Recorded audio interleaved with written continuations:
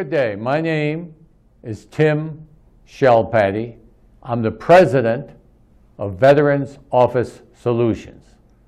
Today's topic is veteran initiatives in El Paso, Texas, and Las Cruces, New Mexico. Our guest is Paul D. Albright. He is a retired command sergeant from El Paso, Texas. He's also employed by the city of El Paso as the Chief Military Officer for the Division of Veteran and Military Affairs. Good day to you, Mr. Albright. Good afternoon, Tim. Thank you for having me. It's a joy to be here. And just the first question we'd like to ask, what skills do veterans learn in the military? Well, the skills veterans learn in the military, the first one that they learn is teamwork. Teamwork is it's the basis, it's the foundation of what makes the military succeed. And so the veteran learning that teamwork and having those skills, bringing on the leadership traits into the civilian community transitions so well for employers. But I would say the teamwork is number one. They have communication skills. They have problem solving and critical thinking skills, conflict resolution. They have there's many skills that they can put together to include managing both small and large formations. So these skills, when they transition into a civilian world, a veteran is incredibly important because a boss doesn't have to teach them that. They don't have to teach them how to be a member of a team and be a good steward of finances. They don't have to be a good steward of supplies. They learn all of this in the military. It's ingrained with them, and it makes it who they are. And Mr. Albright, for our viewership, can you give us an example of teamwork? Well, okay, so teamwork within the military is it's simply defined as a group of individuals that are working together in a synchronized fashion. So being able to manage a squad, a company, a battalion or brigades, all working in harmony together to accomplish a mission or an operation is the teamwork. The veteran that works with that in the civilian sector, if a boss puts together a team to get after a project, the team member who's a veteran already understands roles and responsibilities, and because he's a team member, can identify those that could be struggling to the left or right and be able to help out. So it's not just being able to do what he or she knows is their duties and responsibilities, but it's also to know what the person to your left and right is doing and to be able to help when help is needed. And Mr. Albright, can you give an explanation as to the leadership skills acquired? Well, soldiers are taught leadership early on.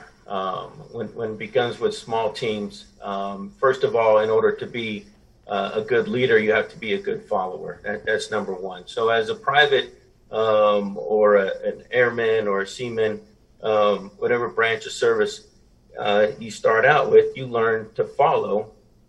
And by following well, then you start learning the secrets of teamwork and to leadership.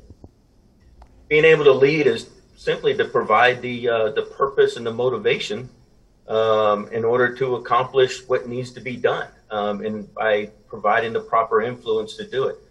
So they learn this leadership through time, and they're also given many formal classes on leadership so that they can refine their skills and be able to put their skills in more of a formal aspect towards larger formations. And Mr. Albright, can you explain for our viewership the work ethic that military personnel possess? It's a strong work ethic. many times in the military, you don't go home until the job is done. Right? Close of business is not 5 o'clock per se. So the work ethic is going to be timely and it's going to be done right because military men and women value their time off. So their work ethic is very important to them, and they're rewarded for their work ethic. So when a veteran comes out, it is ingrained to them to have a strong work ethic and to know that they're just going to be proud to know that they have done a good job. Their ethics of work is it's ingrained in them from the beginning. When you say they're rewarded, what do you mean, sir? Well, there's different types of rewards. So when a lot of them are rewarded just on knowing that they've accomplished a mission. Some of them can be rewarded through promotion, and some are rewarded through receiving recognition from their seniors and their senior leadership. But when they transition over into the civilian world, I think they're rewarded on the fact that they know that they can be a part of something and they can accomplish things outside of the military in the civilian setting. So I think that's the reward with the work ethic with the veteran. And can you explain the communication skills that the military personnel learn? The communication skills is probably the number one most important thing of any leader, of any person. If anything that's going to fail at any time, it's usually because of a lack of communication. Being able to articulate properly and being able to get a message across, utilizing the correct verbiage and the right terminology is incredibly important. So communicating is key. And when you communicate, it's not just spoken words. It's also how do you provide the influence. It's your mannerism, how do you carry yourself. So the communication goes beyond just the words of getting something done. It's how do you motivate those around you to provide purpose and direction to accomplish whatever needs to be accomplished. And that's the communication piece of it. Articulating it clearly, mission focused, and then leading by example is part of the communication. And can you explain for our viewership what flexibility military personnel learn?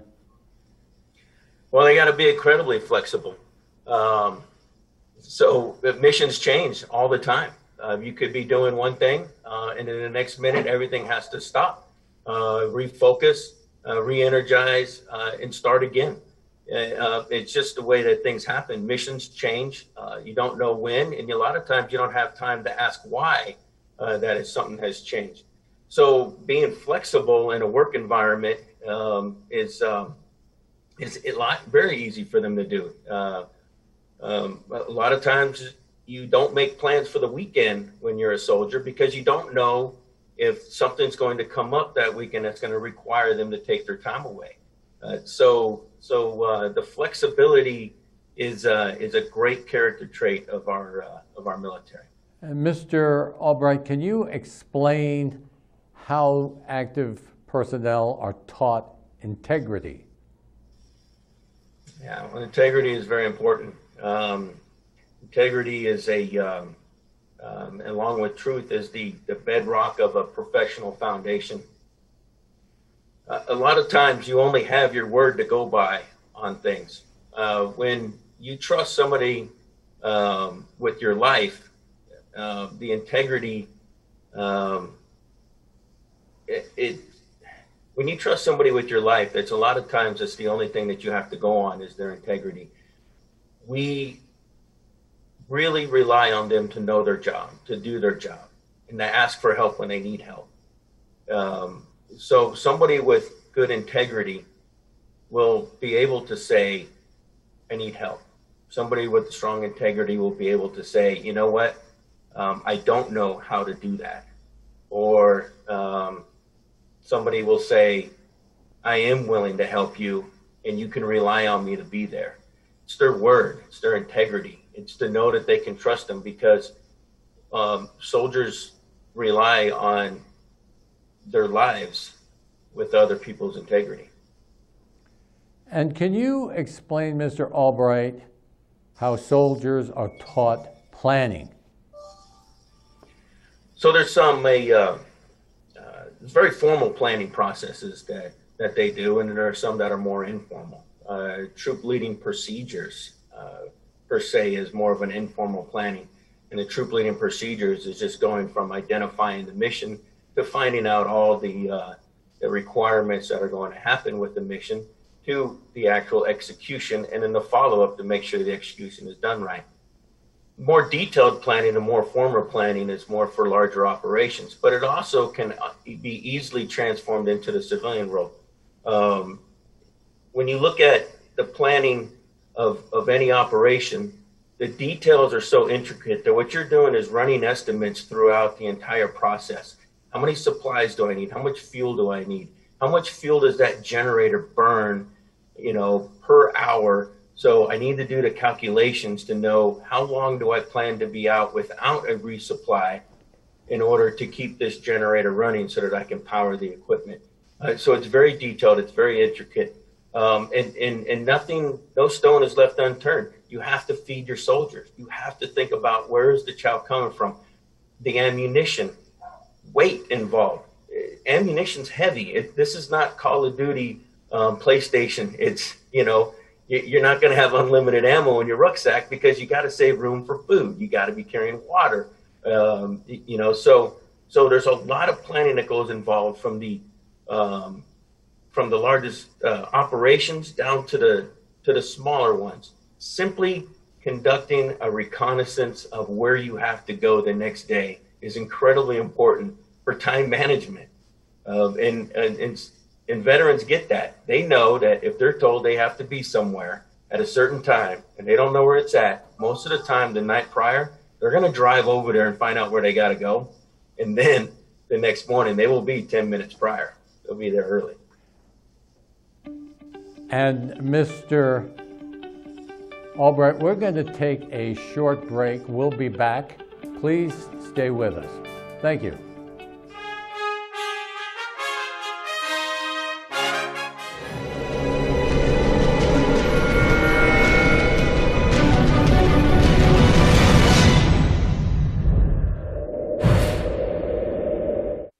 If we want to improve America's healthcare system, let's start by improving the health of Americans. Despite the best doctors, hospitals, and medical advancements, Americans are not as healthy as they should be. We spend too much on treatment and not enough on wellness and prevention. We need a system based on primary care. When patients have a medical home and a long-term relationship with a doctor, the result is a longer, healthier life and reduced medical costs for everyone. Let's make America a place where health is primary. They've stormed beaches and freed countries. They've raised our flag and our hope. They've been called leathernecks. They've been called devil dogs. But above all, they're called Marines.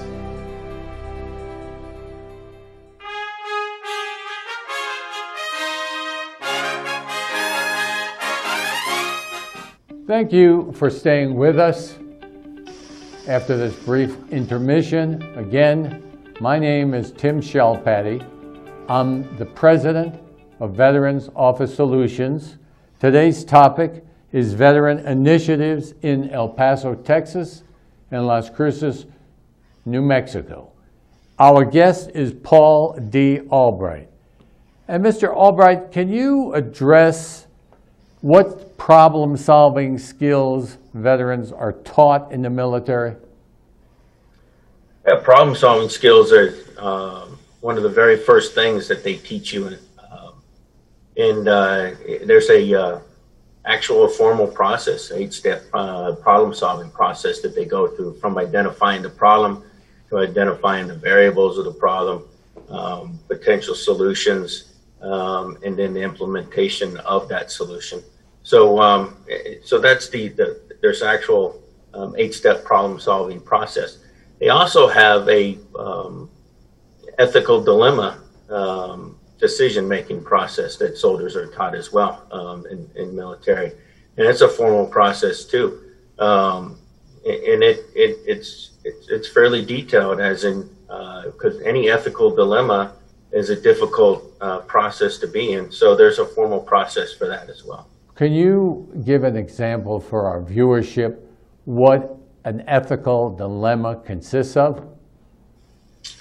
Well, I would say there's definitely variables to what is an ethical dilemma. Say, for example, that somebody stole bread out of a supermarket to feed their family. We know that stealing is wrong. It's a crime. You can't steal. At the same time, they're trying to feed their family. So, do we punish the individual for the crime? Or do we understand the position they were in to feed their family? So the dilemma is, you identify what the dilemma is, and then you have to think about the decision on it. And one of the main decisions is how is your course of action going to impede on the organization that you're in? And that's one of the hardest part to understand is, so if we say, all right, the soldier's going to be in trouble because he should have came to us and told us he was having problems, and then we could have helped him. But the bottom line is he broke his integrity by stealing.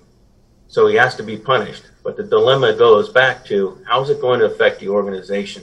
And how is it going to affect the soldier if you punish him for this crime? And that's the ethical dilemma that we're taught to work through.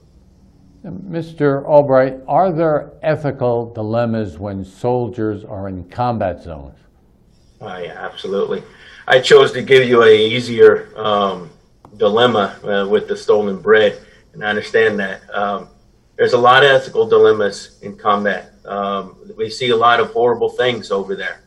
And maintaining control of your emotions is incredibly important to not try to put yourself or others into an ethical dilemma. Maintaining integrity and understanding the profession of arms helps to keep you out of ethical issues in combat. But our soldiers are stressed over there. They do see things that nobody should ever see in their lives, and at times it may put them in a position where they'll find themselves having to make a choice. And due to training and due to the fabulous men and women to their left and right, we always hope that they'll make the right decision. That's best for the Army. It's best for the country. And it's best for the people in the host country that they may be in. And Mr. Paul Albright, can you explain for our viewership what technical skills soldiers are taught? So each soldier is, or service member, it goes through some very technical training, from everything from missile defense to gunnery, to healthcare.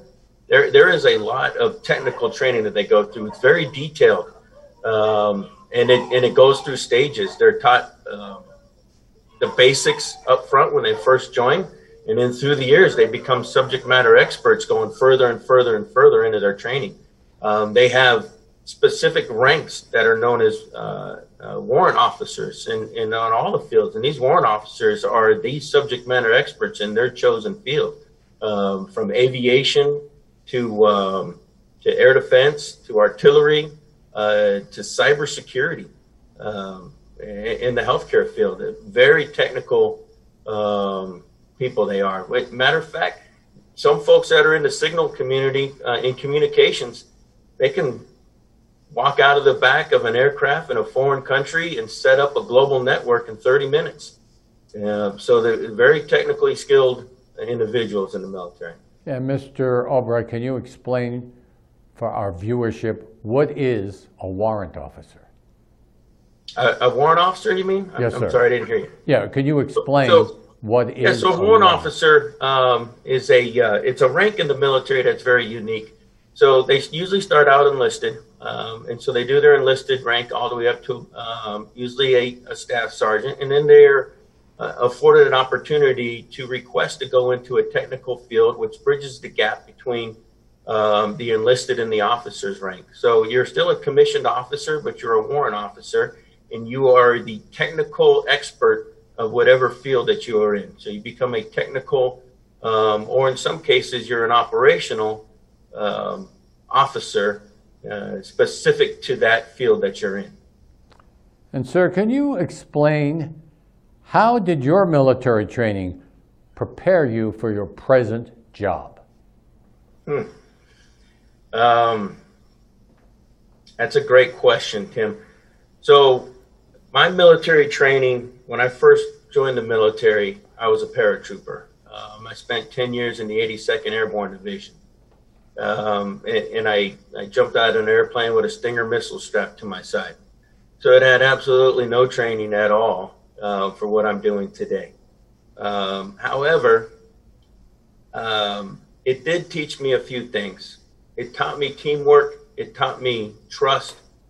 It taught me how to do problem solving, critical thinking. Once I started to make rank, and I rose to some of the higher levels in the military, I understood that words have meaning. Words have consequences. Actions are more important than words at times.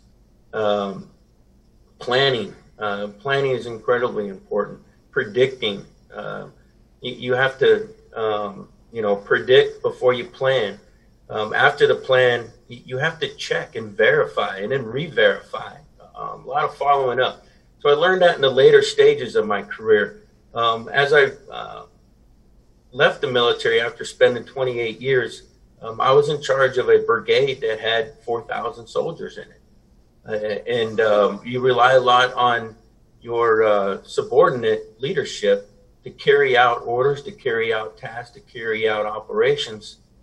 So it teaches you to rely on others to do their job and to trust that they will, but also to make sure that you follow up to make sure it's being done. So my military career prepared me for this job in being able to communicate effectively, to be able to analyze and to analyze problems thoroughly, to help find solutions, to look at innovatively to accomplishing issues, to find the real true issues of a problem, and be able to kind of put different pieces of spaghetti together. It's kind of hard to understand, but being able to lead large formations and put everything together in this formation, what I'm doing now as the chief military officer is really identifying and evaluating policies and programs that are there to support, but maybe not working at their highest performance. And so how do I make that better? How do we tweak that to really get to where it helps the veteran out? And that's how my military experience helped me for this position. Thank you for that excellent explanation. And Mr. Albright, is it difficult to transfer from the military life to civilian life? Yes, and some people do it better than others. Transition is hard. It's always hard, no matter whether you're a civilian or in the military. Transition is hard, but it's especially hard for the military because the military is set. We're used to a specific routines. We're used to specific teamwork. We're used to being able to ask questions that get answered, to know where to go to find how to get things done. And then as you transition into the civilian world, you're not sure exactly where to go. You're not sure how to find the answers to questions. And you're really not sure if the question, the answer to the question that you got is the right answer. So there's a lot of information that flows by you, and you're not sure which one to grasp. And then for some, they're so used to that teamwork and their buddies and the people to their left and their right, and that tends to go away. It's not there anymore. They wake up in the morning and then they start wondering, you know, my purpose before was to lead soldiers. My purpose before was to lead. What's my purpose now? I don't have a job. I don't have a direction. How do I find my purpose again? When you walk into a job in the military, you go from platoon sergeant to first sergeant. You know the expectations. You know that your past evaluations is your resume, and it stands on its own and it speaks for itself. You put everything on your resume when you transition, and then you put it into a computer with hopes that that computer email is going to come back and say, we would like you to interview. And many times it doesn't. And they can't understand why that piece of paper that spoke of all the wonderful things you did in the military is not making it to somebody's desk. So you start to doubt your purpose. Mr. Albright, thank you so very much for your expertise, your excellent explanations. We appreciate what you have shared with us today, and hopefully in the foreseeable future, we will have you on another episode. Again, we would like to thank Paul D. Albright. He again is the Chief Military Officer for the Division of Veteran Affairs in the city of El Paso. We'd like to also thank the viewership. Thank you for staying with us. Thank you for your support. Until next time, we say good day.